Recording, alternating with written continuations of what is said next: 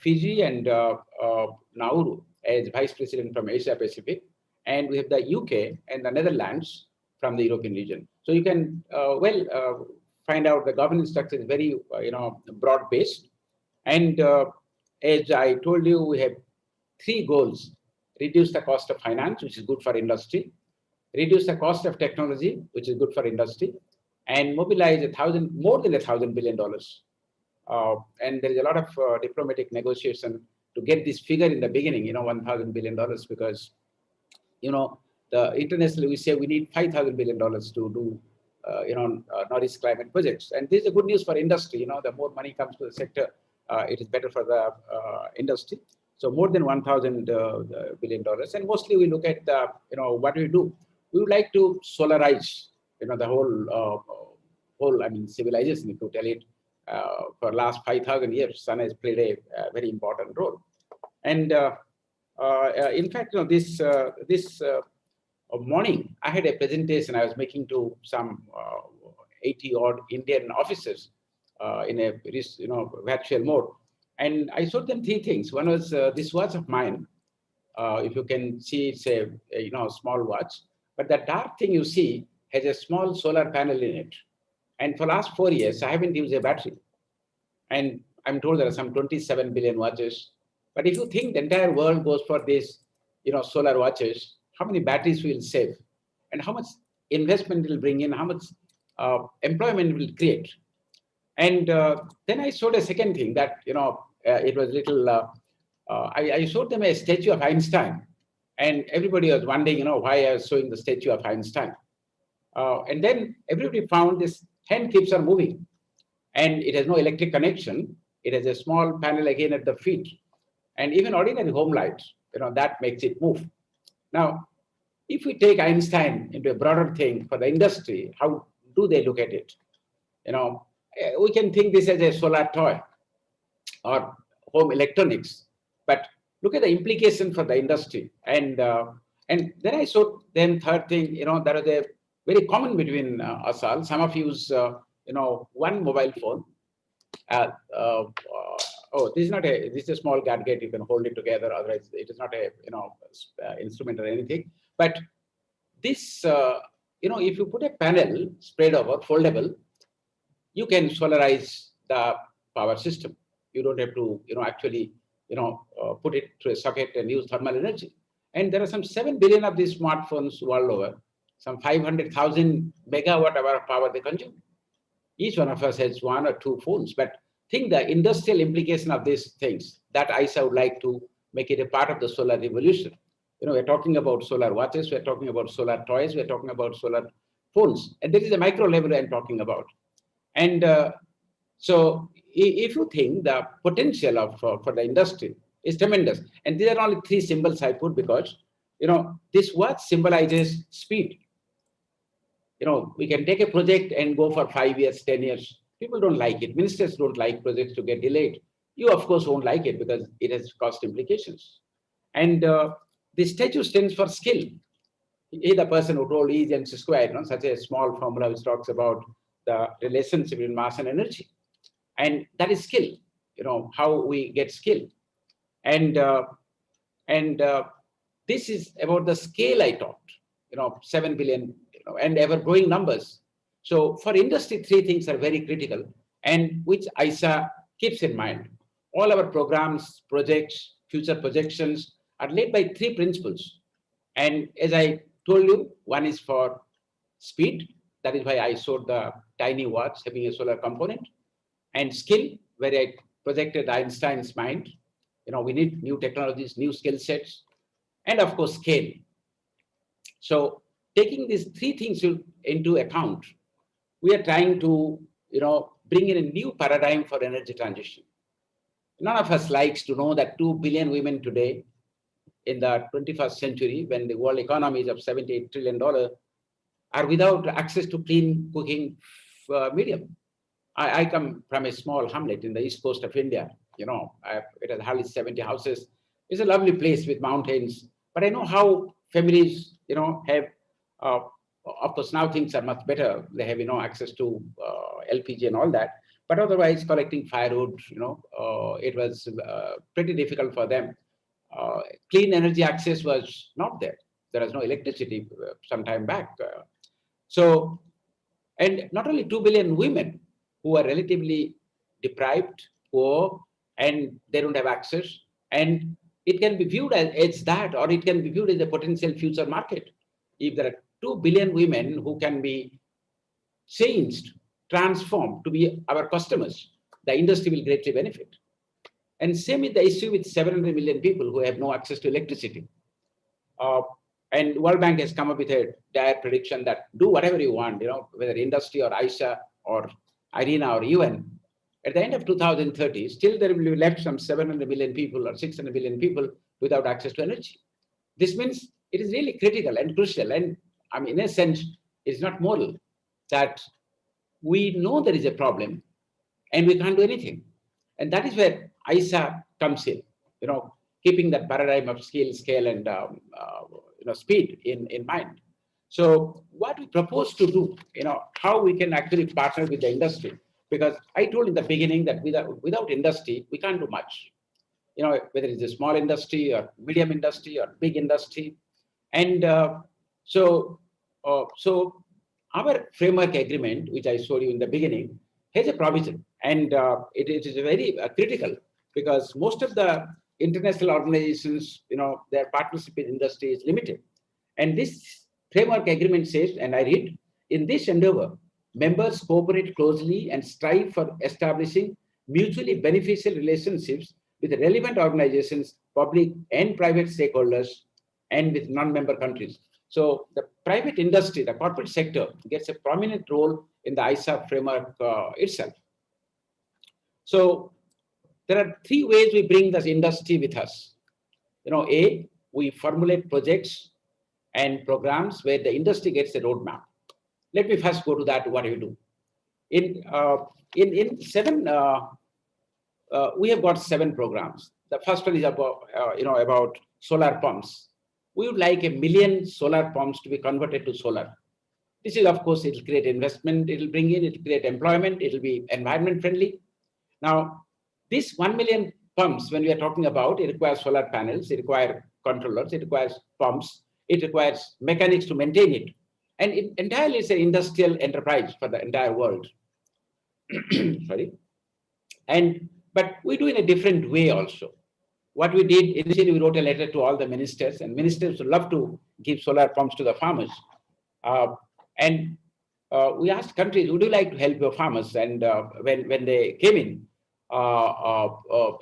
totally we added for the demand for these 22 countries, it came to 272,000 solar pumps. And the trick we did, we went for a price discovery tender. Many companies participated, some from India and some from outside. But at the end, we found that the prices have come down by 40%. The stakeholders are happy, the countries are happy. The financing agencies have got pre-feasibility report made by us. And this is only one example, of how we create a roadmap for the industry. The pump manufacturers will get a better market. The manufacturers of panels will, get a market. And the farmers will, of course, benefit a lot, because with, assured water supply, the income level changes, and it has a multiplier effect for the market. And that is not the only example, what we did. We are now in the middle of a second tender, a global tender. It is for 47 million home lighting system. You must be wondering what a home lighting system is. It has 3 sets. One set for 100 watts, 200 watts, and 300 watts, the third set. It has 5 LED bulbs, a charge controller, a mobile charger. It has a fan. It has a solar TV, and maybe some solar refrigeration unit. And these 47 million we have divided over 5 years, 9 million, and 45 million LED bulbs.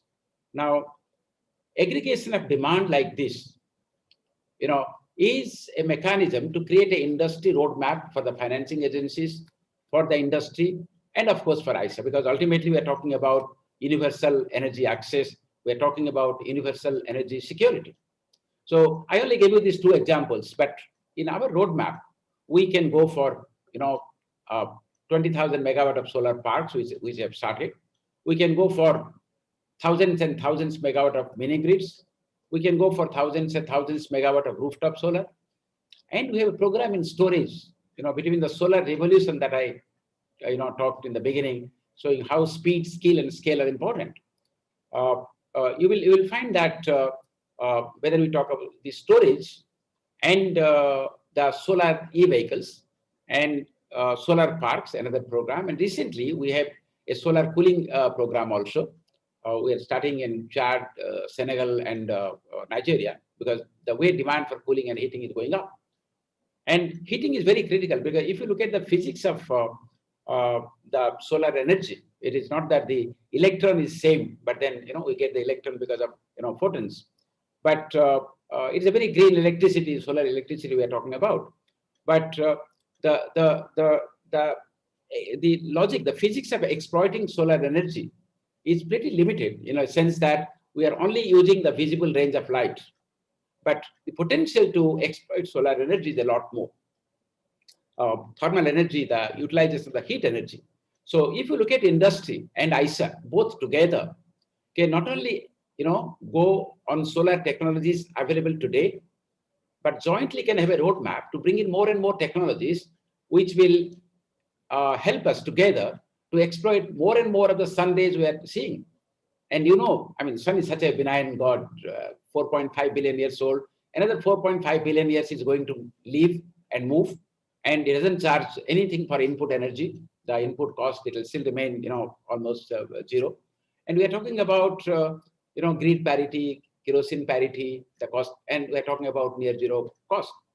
And when I say near zero cost, it doesn't mean industry will give free supply without any charging anything. The payback period goes up a little, but then the life of the panels goes longer. The efficiency goes up. So we get back the invested money, at a much less shorter period. So when I say the cost is going down, at the same time, we are talking about the efficiency going up. We are talking about lifespan of panels going up. And we are also talking about non-silicon energy with 3D printing, where the cost will further come down. So we're not talking about when the industry gets very worried when we say that the costs are going down or the profits are coming down. But they need not, because if you look at the land, labor, capital, we are reducing the cost of capital, and going for floating solar, you are even cutting across land, and technology costs are coming down. So if you can go for a cost cutting and revenue maximization, more and more solar energy, today it's 3%. And we are talking about, more than 50% coming in from sun. And the solar derivatives, combining sun and wind, combining, solar and heating and electricity, or what you call the, thermal panels, and getting new areas, agro photovoltaics, or taking solar into the buildings, taking solar into transportation. So it is not merely electricity that we are talking, ISA talks about. ISA talks about taking the sun into different areas, which are quite important. Either you take directly or indirectly, but the entire transportation sector can be electrified. The buildings, sorry, through rooftop and non-rooftop things can be solarized. So when we are talking about solar revolution, it is entirely a friendship pact with the industry. And together, $1,000 billion is not enough. So in the second thing, we would like to create for the industry special purpose vehicles of finance. What exactly it means? It means, look at the way we access capital and the time it takes, the speed, skill, and scale. So we are proposing to create a world solar bank. It is a world plus solar plus bank. It is a World Bank, you're all familiar with, a Bretton Woods, financial instrument. We would like to create, and for that, we have taken a proposal to the Assembly. Last week, 14, 15, 16, 14th was the date when the Assembly met, and most member countries were present. We had 37 ministers. Sorry. Now, what they've done, they have constituted a team called International Steering Committee. And this steering committee is going to put the framework of the World Solar Bank. We're not talking much of money now. We're talking about $2 billion of paid up equity, and over 5 years, $10 billion, and mobilize 4 times that money in the market, so $40 billion, and co-finance with others, part of it. So we're talking about at least $50 billion coming into the market. But then It is not like the World Bank alone, where you have very strict norms and all that. It is focused for sun. It understands the sun. It understands the speed, skill, and scale that we need. It understands the spirit of the industry, what they want, and it understands the member countries where also capital is more wanted. $150 billion we are getting in the solar market as investment every year, but most of it goes to limited number of countries. ISA would like this to go to flow to countries who need it most, small island countries. And we are also trying to put in mechanisms where industries in these countries could get, against the sovereign guarantee of the of the country concerned, more access and easier access to affordable capital for solar projects. We're talking about community projects. We're talking about translating the 2 billion women I told and the 700 million people I told into a market, because nothing will grow on charity, and that is not what we want to happen. We want to convert the whole thing into a market so that technology, finance match, and the industry becomes our active partner. And what is the third thing that I was proposing? We can have a bank, a World Solar Bank. We can have programs and projects, but they're not going to work unless our member countries have the ability and the in-house capacity to actually implement those programs. We don't believe that R&D, knowledge, something can be actually imported into a country. A country has to stand up on its own in terms of R&D, in terms of projects, implementation skills. And for that, we have a variety of programs that ISA is doing now. We have got a MTech program, an MBA program, an undergraduate program, where we get mid-career engineers from our member countries, and they undergo a 2-year course in management in MTech. MBA is going to start this year. MTech has started. And the undergraduate program is focused at small and LDCs and developed island countries. But apart from that training and exchange, creation of a communication platform, Infopedia, creation of solar and technology and resource centers in each country, and training 35,000 people in solar mode, including engineers, farmers, in crop management, water management, soil management, rooftop management, mini-grid management, storage knowledge. So this we do for all the countries. With the, we are planning to take help of UNIDO and other UN organizations to move these programs. So all the three things, they not only incorporate the three principles I told of skill, scale, and speed, because that is what really counts for the industry. But not only we run programs in the three projects that I told, in all our programs and projects, we focus how actually to ensure skill, scale, and speed. And the World Solar Bank, we need your support. We need support of everyone to create this bank. But it is just not the creation of the solar bank that we are talking about. It is how it is going to actually make a difference in terms of making finance reach the industries, and at the shortest possible time, at affordable rates, so that solar projects can come up. And third thing is, what I told is capacity building. But I will tell you specifically what we have done, and what we all together can do.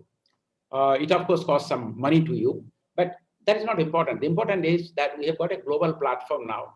It's called Coalition for Sustainable Climate Action. So, and who are the members of this coalition? We have around 18 companies, starting with SoftBank of Japan. Those who have put some $2 million to our corpus, because as I told you in the beginning, we have no membership fee. So we have a corpus. And there is a Chinese company based in Hong Kong, solar, is called China Light Power. They put $1 million. And the Indian PSUs, 13, 14 of them, they put $1 million. Now, this is an exclusive body of these corporate partners. And the platform belongs to the corporate partners. But what we do, we have put a CISCA coordinator. And these corporate partners, whatever issues they have, we do try to help them. Suppose they would like to reach out a country and at a very high level about something to make a presentation, we help them. And we give them the soft skills. We take their advice and assistance in shaping programs. And so it is just a help and help. So they help us and we help them in the way so that solar energy benefits. Now, even if we, the CISCA is the latest edition, but then we have many other things. We have a project called ISA Care. Now, this was entirely built up to help the hospitals which don't have electricity, in member countries, so that when the COVID vaccine comes, they can actually, put it. But the one thing that we have had and the industry can greatly benefit is called One World, One Sun, One Grid. And that ISA is in charge of this. We are going to make it regional projects and we will projectize it. And that will greatly help the industry again. Essentially, we are trying to create projects for this thing. We have got a resource mobilization committee, and we have got a small biennial budget of $15 million. But there again, we focus how the industry can partner with us. And another thing that I would like to inform the industry that we bring out certain reports, and it's free of cost to distribute among the industries, which will greatly help you. One is with the WRI, World Resource Institute, how to get $1,000 billion of investment. We do a project report with Einstein Young. It's called, the doing of, ease of doing solar business. And we also, the corporate partners I told, the State Bank of India or Energy Efficiency Services Limited, National Hydroelectric Power, Airport Authority of India, Bharat Petroleum, Coal India, Hindustan Petroleum. Now you see different sectors we have taken. We have taken coal, we have taken, oil, because the idea we would like to engage is that anybody who can do anything for solar is good, and there is tremendous potential even in this fossil fuel industry to do for solar. And of course, at a global plane, we get a lot of some of the funding from India, South Africa. India is the host country, which has contributed $16 million of purpose. It's equity. Then they give $2.5 million every year for the last 5 years. And recently, they're examining to give us some more money because in the absence of members' fee, the host country actually maintains us. But we've got some money from Australia for the ISA Care program, 0.5 million from Netherlands. We have got SARC Development Fund has given 0.5 million. World Bank has given 0.5 million. But we believe that if we have a good plan and we can deliver, then there will be no shortage of money in future. But I'm sure the most important player in all this, all the members are in the ISA family, is the corporate sector. And we have a good plan because once CISCA has come, they themselves are trying to reach out to the industry. So I'll propose 3 things. A, if you give us a list of your industries and their addresses, we can keep engaging with them, not once in a year, but maybe every 3 months or 6 months. And B, if you can list out what exactly you need. Do you need new demand in countries or area-wise, region-wise? What type of storage or e-vehicles or what type of the demand that industry has? Or do you need any specific member country where you would like to have some knowledge about that country, or how to bring investment into that country, which will help the industry? And 3 is, if you have a global platform where regional industry associations all join, we would love to interact with that. On the whole, let us keep our dialogue open and let us create a roadmap which helps you and helps the globe to keep that 1.5 degree Celsius global mean temperature below what we have promised. And once again, thank you. Thank you for inviting. It's always a pleasure to talk to you. And I'm open now for the question and answer session. Thank you very much, Mr. Tripathy. It's been really great hearing you talk about so many different items, that you have in the agenda. Clearly, the role for ISA or ISA is more and more relevant as time goes on. I mean, if we're hoping to head anywhere near the CO2 emission targets that we have, we need to build a lot faster too, and it needs to be a little bit more ubiquitous than it has been so far. Ahmed, I also invite you to unmute yourself, and if you want to add anything or do some questions or participate, please feel free. This is about a conversation. Thank you very much. Yes, no, really, thank you very much for this insights, Mr. Tripathy. I think the scale of these programs is phenomenal, actually, and which starts with what you just mentioned about solarizing the life by bringing, universal energy access to people. And when we hear the data that you presented about the impact of solarizing water pumps and how this can impact lives, It's an incredible, impact that can last for generations. So I think what we heard today, I think, is an extremely visionary, by all means, not only statements but programs that can really change the world. Hopefully, some of the politicians who are sometimes doubting the value of sustainable and solar energy in particular, and keep thinking in the past, could listen to you and get inspired and get the same enthusiasm that you have put into this session. The idea, I took some notes actually while you were talking about the World Solar Bank. I think this is a fantastic idea.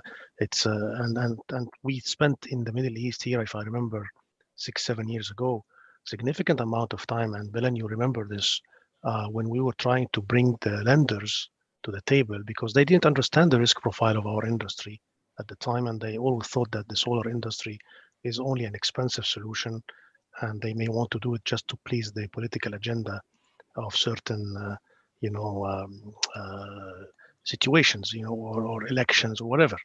And I recall how much time we used to go around banks to convince them to send someone senior to understand how we're going to do the modeling of this, and that there is money to be made at the same time, and the risk profile is accurate and reasonable. So I think also you talked about the capacity building in countries, and that's a very, very critical element. We have seen it across, again, the evolution of the industry, even within the Middle East, has substantially imposed certain skill sets to be built, and we still have a long way to go. I think most of the programs today are emphasizing the local content, and a critical part of the local content actually is capacity building of the right people to be in the industry as they move on. I think, again, one world, one sun, one grid. I closed my notes on this on these 3 points that you have pointed out very, very positively. And I just have one question really related to this that came to my mind. If you can answer this to us. We have seen something like that coming through the initiative of the Silk Road of China. And I remember the first meeting I had on this on the Silk Road in the Middle East, when some of the Chinese delegation came and talked to us about it. They were talking about this huge grid that will start from China and ends up somewhere in Europe. So I would like to just ask you to elaborate more about the vision of one grid, if you don't mind, and how different or how similar is it to the China Silk Road ambitions, or is it part of it, or is it just a similar initiative, and do you really believe that this can be done? Thank you. Good. Thank you for appreciating the World Solar Bank. I hope all your members, support it and become active partners. See, so far as ISA is concerned, it's a UN registered international body, so all countries are equal before it. The members in members category, and we'd love for USA and China to all become members. So far as projects are concerned, that contributes to solar is fine.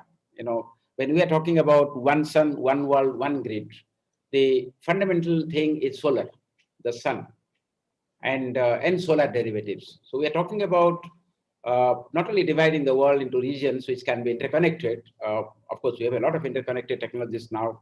We have long distance, even trains, long distance communication lines.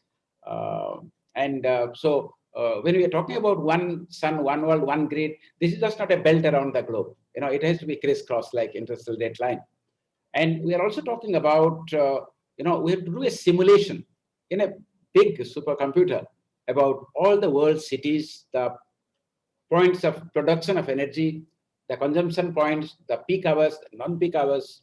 And we have to harmonize things, find out what can be a smooth flow in terms of, utilizing the energy when it is surplus somewhere. And then we are also to connect the hotspots. Like there are some places where sun is plenty. There are some places where the derivatives like wind is plenty. Now, those points have to be interconnected. So we have 4 or 5 variables. A, points of generation of electricity. B, points of high time consumption, peak or non-peak consumption. Pricing, for example. And as and when storage comes, that has to be incorporated. So the one sun, one world, one grid, essentially we're talking about a harmonized simulation of the consumption and production pattern of energy today. It is not country specific. It can be India, it can be China, it can be even, Djibouti. When I visited, I found so many interesting, points of where we need more energy. So we are talking about technology also, how best it can be harmonized with the needs of the countries. And we are talking about the World Solar Bank to give some money, for this project. So whether if some country or more countries have some such proposal, which can be a subset of this big project of Aisha, it is most welcome. So we are not talking about only one singular belt around the world, depending on the sun. We are talking about even green hydrogen can be linked to one sun, one world, one grid, because we can use solar and green hydrogen. But we are trying to minimize the cost of technology, cost of capital, and promote universal energy access. So the one sun, one world, one grid will be for this purpose. And if any project of any country is in that direction, it becomes a subset of this. We work collectively, and that is the collective ambition that we are talking about. Thank you very much, Mr. Tripathy. I have a question. I need to be the devil's advocate here. Someone has to be like asking the difficult questions. And I wonder, in your vision, I really loved your, your idea of the World Solar Bank. But what is the difference between the World Solar Bank that you're proposing and, scaling solar by the IFC, or the World Bank itself, just carrying out a specific maybe solar task, in the sense that, these guys have experience, they already have the people who can carry out these projects, they know how, they have the access to the funds. Are you proposing an entirely new way of sourcing money? Are you proposing a new channel to bring it? I just want to understand, how does it differ from what's already there and how it adds value? See, this will differ the three small things I showed to you. The watch, which means this bank will have to deal with things with speed. Because if you are constructing a coal power based plant, it takes 4 years. Okay, a solar plant, even 1,000 megawatt, takes 8 months. So, are we in a position to finalize a loan within 2 months, so that the industry can go and build it within 8 months? And the skill, you need a different generation to understand the sun, understand the solar, and the way it progresses, to understand climate, requirement. The person in World Solar Bank will be equally sensitive towards the cities that will drown if the sea goes up, or the countries which are facing problems. So we are talking about skill, we are talking about scale. When I told 2 billion women, I talked about 700 million. This bank will put active things in place to convert them into a market with the help of industry. We cannot just say that they are poor, so they will continue to be poor, and they will have no access to our finance. So it's like microcredits. Microcredits. So, yes. And then you find that this bank has to come up with new ways. We listed out, there are 18 countries in Asia who can never access the money in World Bank because they are in the list of stress list. It's like, declaring somebody as a cardiac patient, saying that, look, you have issues, you can't jump the marathon. You just stay beside and look at the marathon, how it is moving. And of course, they are changing. I mean, World Bank is coming up with, trying to have 50% for renewable energy. They have been very helpful to us. But this bank, I would suggest, it talks solar, it thinks solar, and it solves solar. It's a tweak, right, in the way that they approach the products, from what you said, in terms of speed, and a tweak in the way they approach, I suppose, scale and speed, yes. Yeah. It's a mix between banks. I understand. So let me ask you a couple of the questions that we've gotten in, if that's okay. These are from the audience, okay? Yeah. Here, there's someone that says 24 member countries had submitted their off-grid solar pump requirements, and ISA did a price discovery exercise and valued a total of 2.7 billion. However, the countries are yet to see any installation, and it has been over a year since the exercise. What's your take on this? How are things progressing? In fact, I must say we are struggling with that issue, because what we did, we decided that we all must run. It's good exercise. So we arranged a marathon. We brought people together. We all stood there. We got good shoes to run and good, dress to wear and all that. but we need people to run, and we just can't force them to run.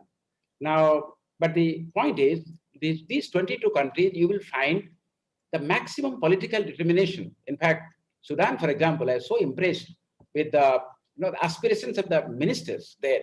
They would like 80,000 solar pumps, but they're in the stress list. They can't access international finance. And but I mean, look at a country like India. India says they will have 2.7 million solar pumps, and 60% grant comes from the province, 30% from the federal government, 10% from the farmers. So happily, they can roll it out. But most of the countries, our countries, the 22 countries who have become party to this program, they don't have that much of budget to give the pump as a grant. And the payback period in pump takes time. So we reduced the price by 40%. That itself was a great incentive for these countries to come forward. And but there are countries like Senegal, which is a member of these 22 countries. There, the cost of electricity is 16 cents per kilowatt hour, and solar is only 9 cents. So when you go for solar, the farmer benefits, you pay less, the bank benefits. So we are now trying to find out the number of countries where, like Senegal, by going solar, you're saving money. The bank itself should be happy to lend. But the countries where the cost of electricity either is less or the access to finance is poor, we have to find ways to find out how these 22 countries can actually benefit. Now, second way that has come now, 6 countries in Africa, they have come under a scheme that we started, World Bank, actually we incubated, World Bank took it. It's called SRMI, Solar Risk Mitigation Initiative. That is where the cost of capital comes down and the farmers can access. So 6, 7 countries now in a position, to take up these pumps. But still another 15 countries, for example, a small island country like Tonga needs only 258 pumps. And they need to apply to the Exim Bank of India saying that, okay, we need a soft loan, because France has put in $2 billion of soft loan. India has put in France has put in 1 billion euros and 0.5 billion, I think they added, and India has put $2 billion. So money we have also organized. Pre-feasibility study we also made through KPMG, and we gave it to the financing agencies. Now we have brought the agencies together and the countries together. They have to deal with each other, how to finalize a financial transaction. And that is where I will appeal to the industry. Those companies who participate in the bid, they should go to the government. They should also highlight the benefits of solar and climate change. And they should also play as a positive partner so that the governments, make the financial arrangements for their farmers. Thank you very much. Actually, there's a lot of questions around this program that you just mentioned, the SRMI and the financing. So if you don't mind, I'm going to read you because they're all very similar, yet they kind of like hit at different angles. So I just want to put them out there so that maybe you can expand in certain areas where you think, So one of them says, could you give us some detail on the support of the IFIs, such as the World Bank or bilateral institutions such as the African Development Bank in the SRMI, which you kind of answered, that they've taken over, but like maybe a little bit more detail on that. Then I must tell you, in last 2.5 years, SRMI has made a headway. World Bank has put in some $330 million. And if I'm correct, France, AFD has promised $55 million, or they have put that much. They have applied for $400 million or $500 million from Green Climate Fund. So if all this money comes together, 500 million, 55 million, and 400, the numbers may be here and there, you get around $1,000 million together.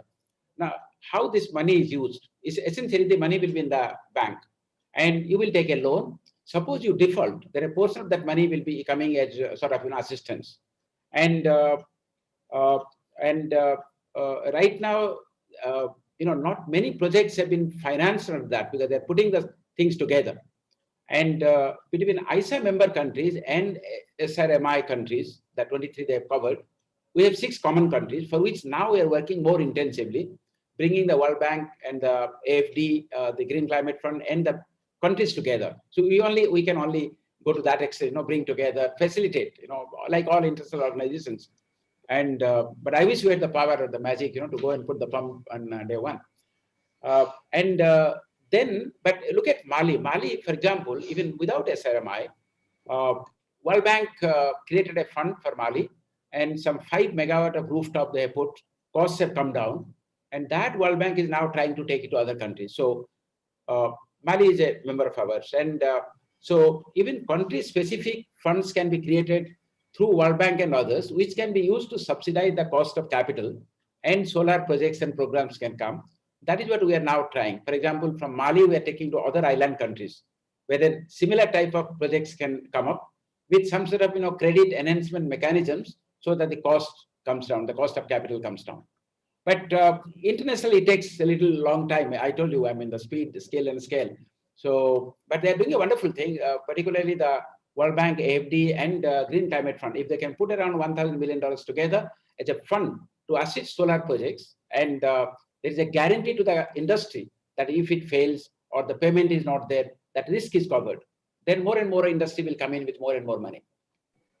Indeed. I just wanted to just point out that I made a mistake earlier. I said African Development Bank, but I was actually the Agence Française de Développement, the AFD. Yes, so AFD, you corrected that. Thank you very much.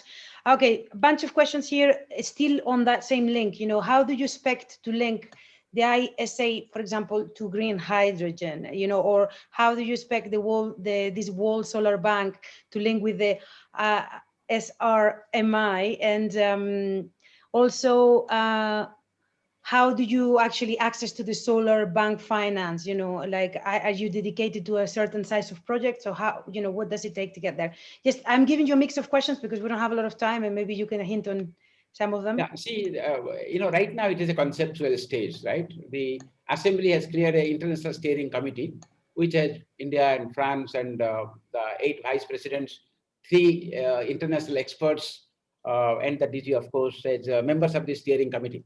Now, this steering committee will actually give a pointer about, how to raise capital, how to access it. Essentially, they will build the framework for the World Solar Bank. And but then the main focus will be how to redress the issues of skill, scale, and speed, how countries can access. Those are the 3 areas they will focus, and how to see that money actually goes to the countries, those who need. And will they go by, right now there is something called sovereign guarantee, and many countries don't give that sovereign guarantee or can't give that sovereign guarantee. Now, why don't you accept corporate guarantee in return or something like that? So they have to come up with, that is why these 3 experts will be there. We will find out what problems our member countries have, and how we can address those problems of time, speed, skill, and scale. And about collaboration with the World Bank is a partner. In fact, the Secretary General of the UN supported the World Bank, and the other day, many countries have supported. UK has supported the World Solar Bank now, and in COP26, we are going to make something on the One Sun, One World, One Grid, and the One World Solar Bank. So, so when the framework or the roadmap is laid, these issues will be addressed. Now, SRMI is essentially a credit enhancement mechanism. We are thinking that the World Solar Bank will be 2 sections: one for insurance, and the insurance will be linked to the cost of reduction of cost of capital. If you have a good insurance mechanism that addresses all the risks that you have, political, off-taker risk, everything, the cost of capital itself will come down. And then the bank should have also some sort of trust fund, which can go to small island countries, LDCs, where the cost of capital can be brought down.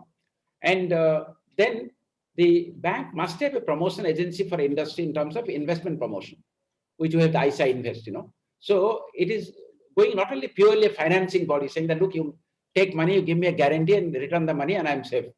It is not. It is going to be a proactive role it will play, the bank, partnering with the industry and the member countries, so that collectively together we push this forward.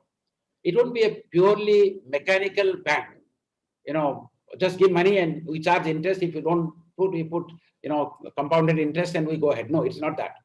So the World Solar Bank will be different. It understands the sun. When I told you, it understands speed, skill, and scale. And then it is designed for the members and understand their needs. So, and these are the issues that the International Steering Committee of the World Solar Bank will address. So sun, speed, and scale. I really like that. I think that, that's a very good motto to have, for sure. And there's the 3 S's, right? Okay, Yes, so actually, we don't have a lot more time now, unfortunately. I just like to ask you one last question and then we'll say goodbye. But just wanted to say, you know, that, well, first let me ask the question and then I'll tell you that. It's a question here about the status of solar home systems. How many companies are shortlisted for the home systems on the first phase? And can some additional companies join? So this is a very specific question. So. oh yeah, there is a company called Public Sector Undertaking in India called EESL, if they can Google, and this is called Energy Efficiency Services Limited. In their web page, the tender is still on, and they have extended by a few days, I think up to 2nd of November or something. They had a pre-bid meeting where there are some 90 or more than 90 companies attended. They had certain queries they have been addressed in terms of, who can bid and how much, turnover they should have to bid and all those things. So I would request the industry who are interested should go to the website, see the bids and participate in terms of bidding. Well, thank you very much. That was the last question. So I'd just like to thank you. And I'm going to allow also Ahmed if he wants to add anything. But I'd just like to thank you for your time. And also from Martin and the Messia team, I'd like to very much thank you for your time and for agreeing to participate in this webinar. And also from our side at Data Insights. And Ahmed, if you want to add anything, just before No, we say thank you goodbye. very much. We really appreciate again the insights and the vision. And I think this was again giving a fresh look at what is the future for the industry with much more pragmatic approaches to scale it up to a new level, actually, from country to the world. We thank you, Mr. Tripathy, for your contribution and for your being with us today. And we look forward to meeting you hopefully at some time soon in Abu Dhabi, if you will be participating to the World Future Energy Summit as well. COVID permitting, thank you. Right? And yes, and thank you very much to all our members who always come and join to listen to the new programs of Messia. Thank you. Excellent. Well, thank you very much. Let us keep the dialogue open. Thank you. All right. Thank you. Sound, Bye-bye. speed, and scale, guys. See you next time. Thank you.